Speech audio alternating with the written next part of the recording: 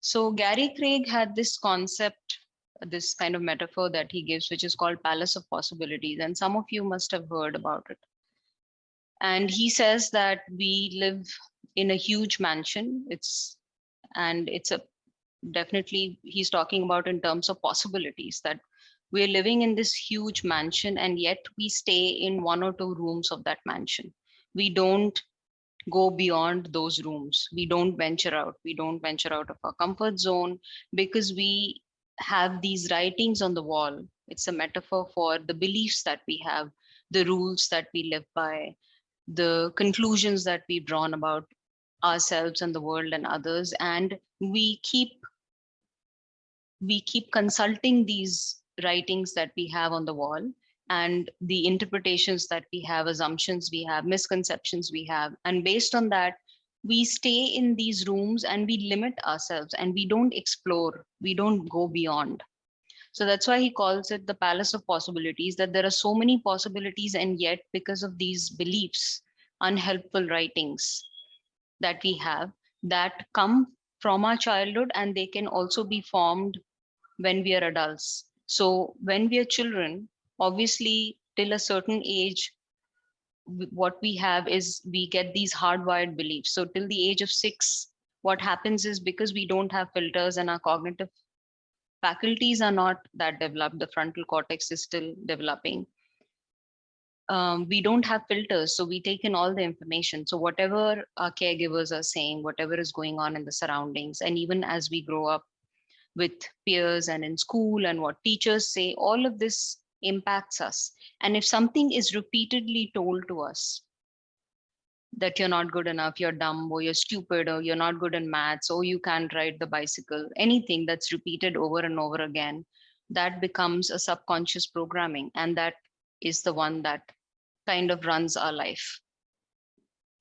And this, so these writings can be, various people can be there who have these writings on their walls, and because of that you have taken on those beliefs because you've heard it so many times, you've seen it. It's not just hearing, it's also your interpretation of an event, of your parents facial expression, something that you're doing and you see your parents making a face that no, that's not a good thing to do, and then that sits in your mind. So even the non-verbal language of your parents, caregivers, people that you interact with, all of these form these unhelpful writings. And then we have these events over the course of our lives that can reinforce these writings, or because contradictory experiences happen, they can reduce the hold of these writings, unhelpful writings. So either anything can happen. It's not just that once these writings are there, then they may not, you cannot change them. And that's where EFT comes in, because when we become adults and we start questioning these writings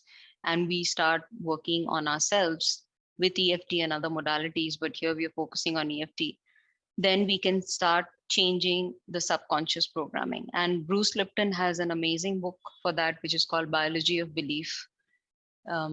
You can read it. Some of you must have already read it. So this is an amazing metaphor that Gary Craig gives, and we'll discuss what are these writings. We'll talk about, as a group discussion, what are these different kinds of writings we have, how did we get them. Of course, mainly caregivers, and then more people that you interact with, your relatives, grandparents, and then when you grow up, the company that you keep, even TV, media, all of that, what you read, what you hear, everything influences the writings on the wall. And these are actually guidelines that we adopt. So it doesn't mean that all writings are bad.